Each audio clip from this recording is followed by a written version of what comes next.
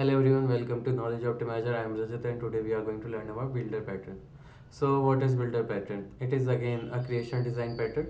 So when we use this builder pattern. So suppose consider the case we have to build a complex object. So basically it's not just a simple object like you just call the constructor with one or two fields and then the object is ready. It's not like that. So whenever you make such complex objects, so there is that step by step processing happen. So there would be different components you would be integrating in that object. So that's where this builder design pattern come into picture. So to give you an example, suppose you are making an order over an e-commerce website. So this order, so what do you think are consist of? What are the components? Like what are the different parts of it? So first of all, you must have the product information to build that order. Okay, what kind of product? What configuration? Then payment information would be there, like what payment mode you are going to choose, what type of payment you want to do for that particular object. Then there would be some address, basically shipping involved, like delivery address, delivery partner details, and all those information for that particular order, where to ship and all those. So basically, so if you see from the perspective of builder design pattern, this is basically our product which you want to build. Then these are its components.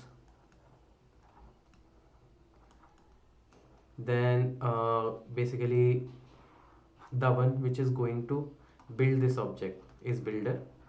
So there would be a builder which would be building this product, and then there is a director.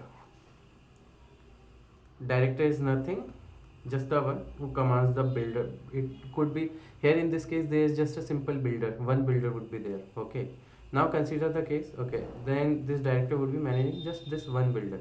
So suppose, has it been something like so give you a more example. Has it been like there are basically two car we want to develop, manual, then automatic. So then in that case, there would be basically two builders would be there, builder 1, builder 2. Builder would be manual builder and it would be automatic builder, and then further it would be different properties we want to integrate, tire configuration, then engine, then there could be other factors. Similarly in this case also, here it would be like gear would be an extra, here it won't be there, these component gear component won't be there. So similarly there would be two builders. Now there would be a director which would be basically managing like which builder to call, what do we want. So these things. Okay, now jumping back to, basically we'll see a structure, like how does that look like. So structure looks like this only. So there would be a client which would be integrating with director. Now director would be managing different builder, like which builder to use. On the basis of that, it would be deciding.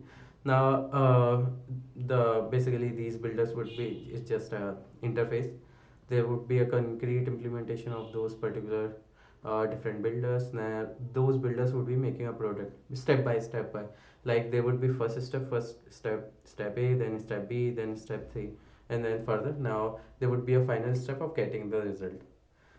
So this is the structure which we follow. Now there are key components, basically builder interface which we just saw, then concrete will be just the implementation of builder, then product, and then director. But in case when there is just a single builder and basically you don't want you in future also you won't need to implement any further builder for that particular use case, then in that case you can use basically uh, you can skip this builder interface also.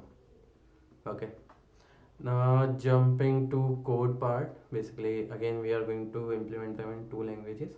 One is Java and one is Golang. So here basically I have created an product basically. So before that I'll just jump to components. Okay, components of this. So they are payment component. Basically payment method would be there, card number, card expiry, card CVV, all this information would be there. Then there would be product information, what kind of name, price, quality, quantity, sorry. Then there would be shipping information, address, ship method, is gift wrapped, and there would be these components, these three components, which would be integrating with the order. Now, which who will do that? That would be the part of that would be the responsibility of builder.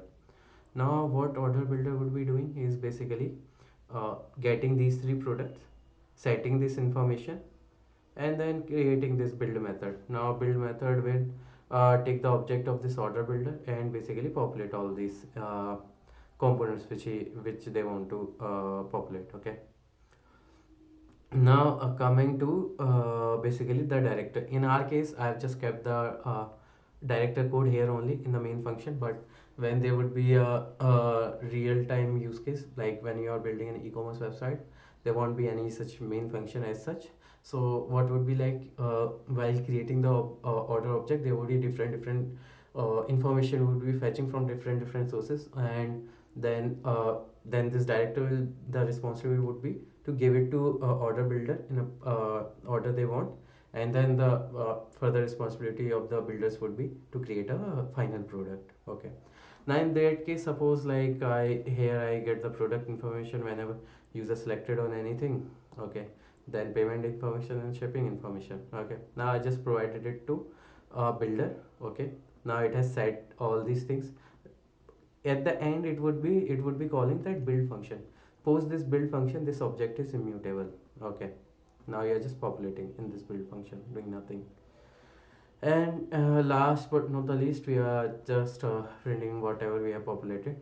So the flow wise would be, there would be this director, this main function is right now acting as director.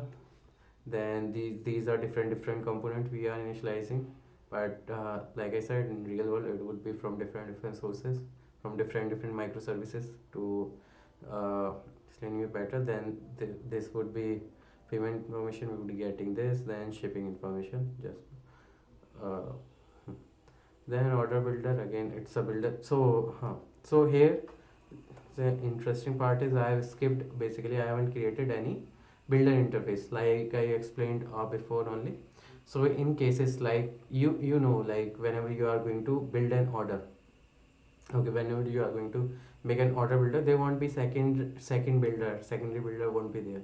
But if there are chances, then that case, like suppose consider the case like I suppose there are some product for which I don't have to make this payment. Okay, they are just free, complimentary. Okay, then in that case, what should you do? It would just be okay. So then in that case, what you can do, create an class order builder inter IDF interface. Okay, now so basically the now this build property would be the part of this. Okay, so and it would be interface member. Now so they here there is this builder order builder. Now there would be second builder, order builder 2, or it could be something else also, you can name it properly, whatever, without payment. Okay, now it would implement builder sorry, order builder IDF.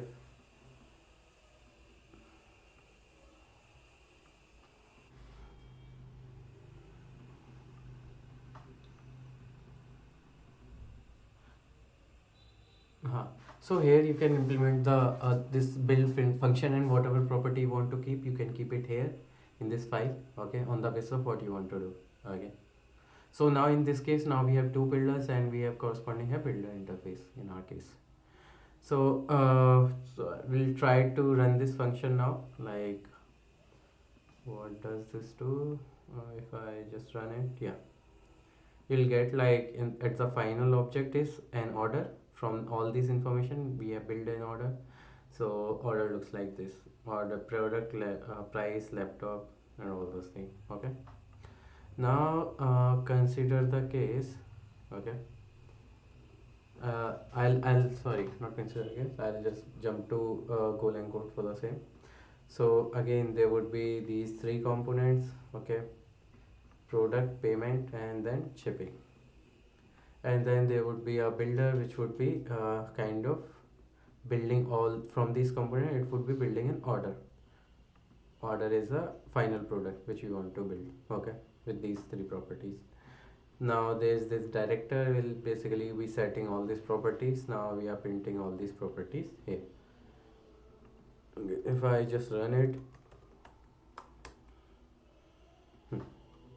I got all these order details. So that's the main idea behind all these things, and there are other cases also where we use this builder design pattern, like in e-commerce only. So suppose to you suppose like whenever you want to purchase any laptop, okay, okay. Now there are different you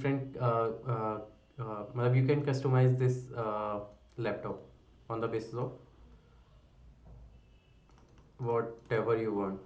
So this customization, basically what I meant by that, adding different components on the basis of your requirements.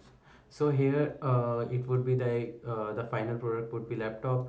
Now different components you are going to add, that those would be like color and something property, all those things. 4 GB RAM, these are its components. Now there would be a builder which would be, there would be actually multiple builders in this case, laptop case, which would be building different things, okay, for that. Uh, and yeah, and again there would be a director for handling like different builders. So that's the major main idea about like what the builder pattern is and how it is used. So that's all from this video. I hope you learned something, and thank you. And like share, subscribe. Also if you want to get this code, just comment in the comment section. I'll just share the repo where I'm uploading all these codes, okay. Thank you.